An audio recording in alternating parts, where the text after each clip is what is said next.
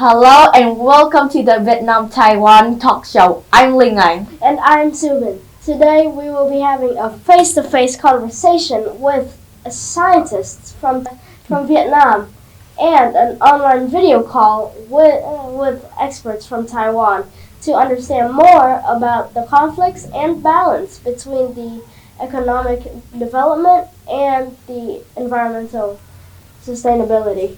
To answer the first question, how is the environment affected by the industrial development? Let's hear from Vietnamese experts.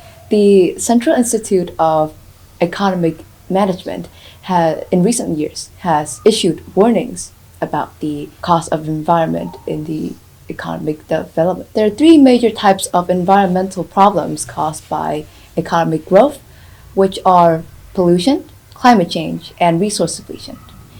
First, the water has been polluted by the wastewater from factories and households.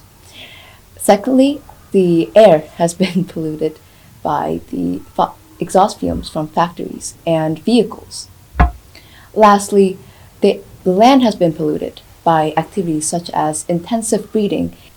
Particularly, what is the situation in Vietnam, Ms. Khánh Linh? According to the survey results of Institute of Water and the Environment, 13 million tons of domestic waste and 300 million of cubic meters have not been treated but directly discharged into the environment. Thank you, Ms. Khánh Huyên and Khánh Linh. What about Taiwan? Let's have an online interview with Mr. Richard from Taiwan.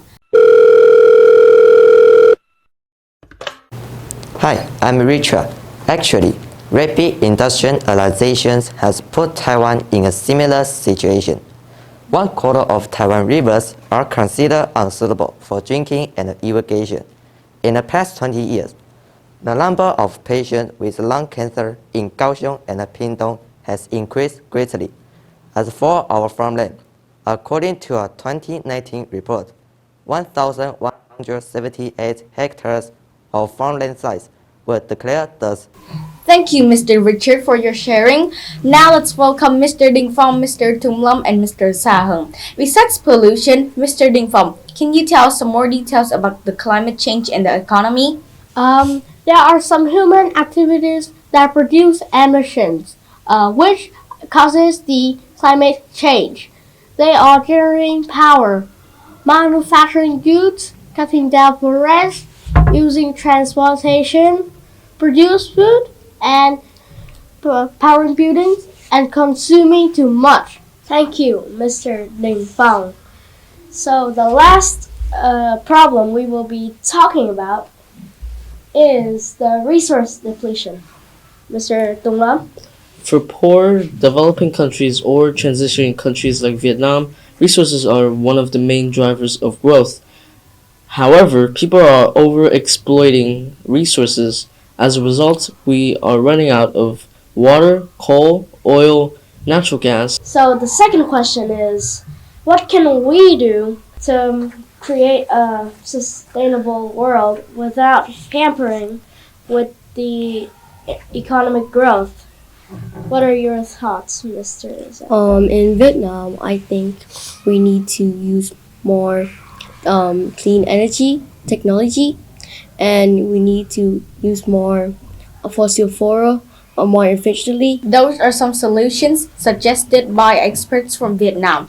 As for Taiwan, let's have a second video call with experts with Taiwanese experts. Thank you, Lian. Now let's invite Isa to share her views on how we can achieve balance between economic growth and sustainability. Sustainability is the backbone of business. If we want to function effectively both in discussing SDGs, we have to fulfill these two conditions first: green infrastructure and urban resilience. Green infrastructure can tackle waste to reduce air and water pollution and create clean energy to meet the needs of residents. A resilient city adopts a water management strategy so that it can recover quickly from disasters in the face of climate change. What else can we do to solve the problems? What do you think, Laura? Public accountability is the key step of natural resources management. The government should establish a large system to inform people of highly polluted areas. The more people understand the hazard of the air pollution and how it affects their health and life, the more they pay attention to the issue of the carbon reduction. 3. We can create a digital communication platform. Let's invite discussion. I believe that we want more people to participate in planning for a livable environment. How about coping with the climate change, Ian? Addressing climate and environmental change clearly requires the development of green energy industry, such as solar and wind power industry, which reduce the carbon emissions and creates economic benefits at the same time. Moreover, we can help green engineering companies export products to other countries so that we can increase our national income and do our part to green the world. Have you got anything further to add, Kelly? In my opinion, we need to lead a green lifestyle. We can create more green spaces in the city, including green roofs and green walls on buildings. They can absorb water. Apart from the sharing transportation, efforts to strengthen public transportation systems and the banning of gasoline vehicles are good ways to help reduce emissions. That's true. More walking and bicycling can improve our health too. On top of that, everything we buy in stores has a carbon footprint. Shopping locally has a host of positive economic, social, and environmental effects. And if we all practice the 3 R's in our daily life, we can protect our environment and conserve resources for the benefits of our present and the future generations.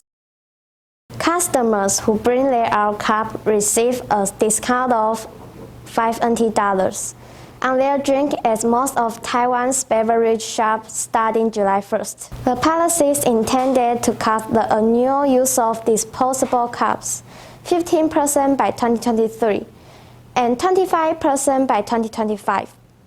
Everyone can still do the share to help the earth. So, don't hesitate to do anything good, even though it looks insignificant. Many thanks to your guest today, and see you in the next talk show. Bye bye.